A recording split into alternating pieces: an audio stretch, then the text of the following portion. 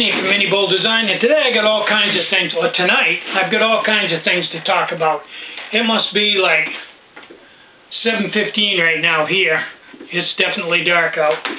Okay, I got a bunch of things I'm doing here. I want to do a boil test on the 10 centimeter, I'm going to call it IMUS cup. I know that's not the correct pronunciation, but just bear with me. On the IMUSA cup, I'm going to do a boil test on it. I've got to get the water to 70 before I start the timing, and I'll do that once I get done beating my jaws here. Okay, it's inevitable that as more and more, I just spilled water here, so I'm basically floating. Okay, it's inevitable that as more and more of these M stoves get out there and more people get them in their hands, there's going to be people that don't understand it.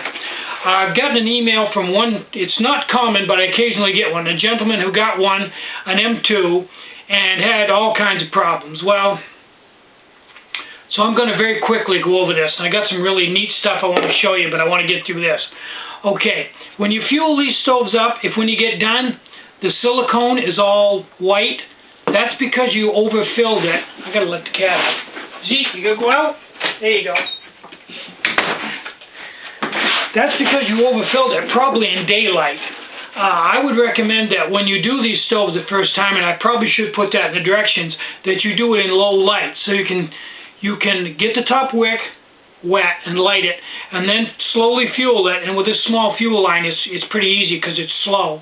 And watch till the flame just gets out to the edge and the orange just starts to stop. Don't go any further than that. If you continue to fuel it, it'll run down the silicone, and burn. It won't hurt the silicone unless you go crazy, but it will turn it white. So if you've got white on your M2 stove, then you've overfilled it. Try it in the dark and try not to get any alcohol down around it. Okay, second thing, if you're not getting the boil time that you like, when I send these out with this center wick, which is unrolled right now, I try to make it a little bit tight, because as this carbon felt burns, it will shrink, and after a few dozen burns, it'll be perfect. But if you're just not getting the burn time you want, unroll it, cut, 3/4 of an inch, the width of your thumb off of it, and put it back in. That'll give more room. It won't be as crushed, and it'll give it more room to soak up more alcohol and greatly increase your burn time. I wouldn't go crazy and cut too much off, but you want it tight enough so that it has some resistance to pull out, and you want it high enough so that it captures a donut wick. If it doesn't have those, then you need a new wick. But very, very seldom that happens unless you cut it off the wrong way.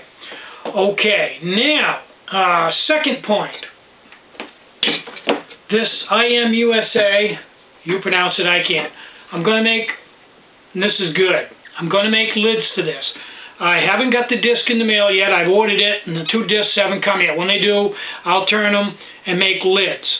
Now, this pot, when I got these pots, they weren't completely round. I took my hand and bent them and got them round. So I'm thinking when I make the lids, I'm going to make them a little bit sloppy so that they'll tolerate a pot that's not quite perfect. But here's the beauty of it. Here's the Snow Peak 700 lid, the big heavy steel one that everybody wants me to make a lid for the Snow Peak 700. Fits perfect on this 10 centimeter pot. I mean, it's good. It's a perfect fit. So theoretically, when I make the lids for these, they'll also fit the Snow Peak 700. All right, life is good. Okay, one more thing.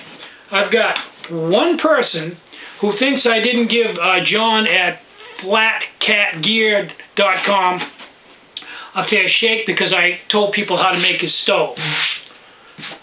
Okay, my reply to that is, I told the truth, and I can tell you right now, if I hadn't have told people that I made it out of the Campbell soup can, out of steel, it wouldn't have been one day and somebody would have made a comment, hey, you can make one of these out of a soup can, you don't need, it was inevitable. It's an easy design.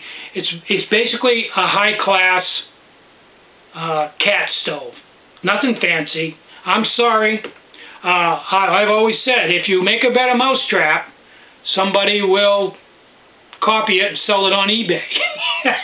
I'm sorry, it's just not a very complicated stove.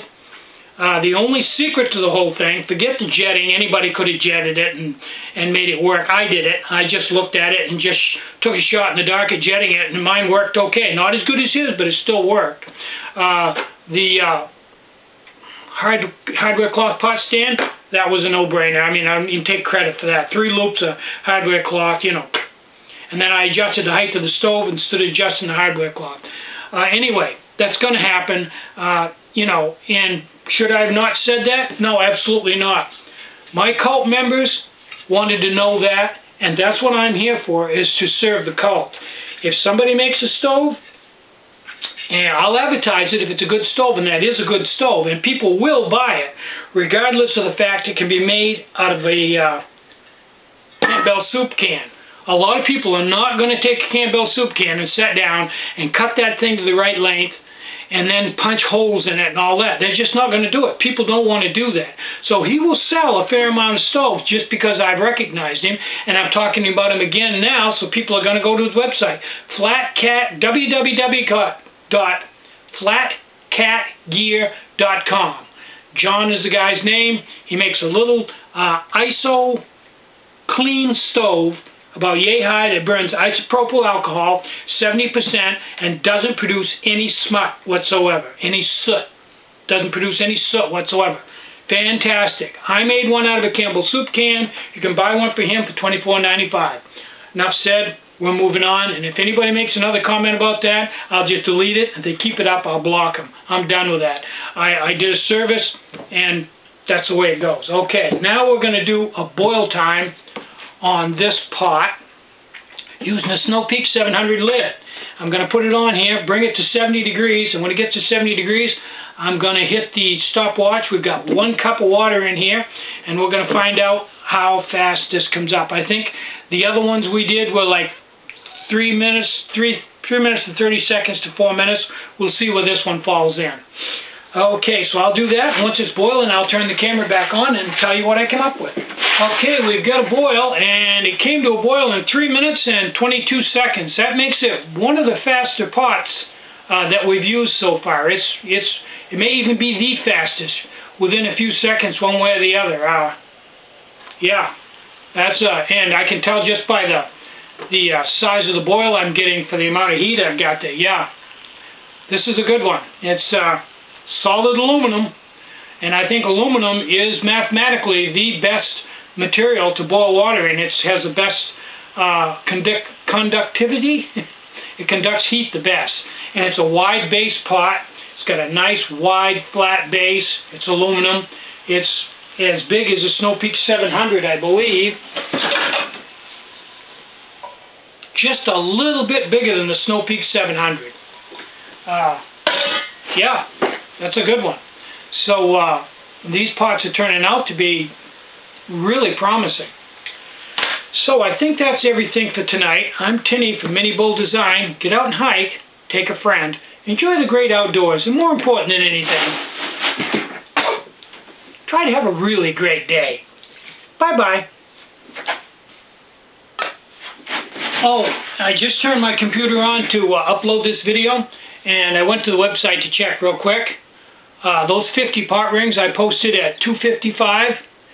At $6.45, they're all sold out. So that means 3 hours and 45 minutes, less than 4 hours, I sold 50 of those.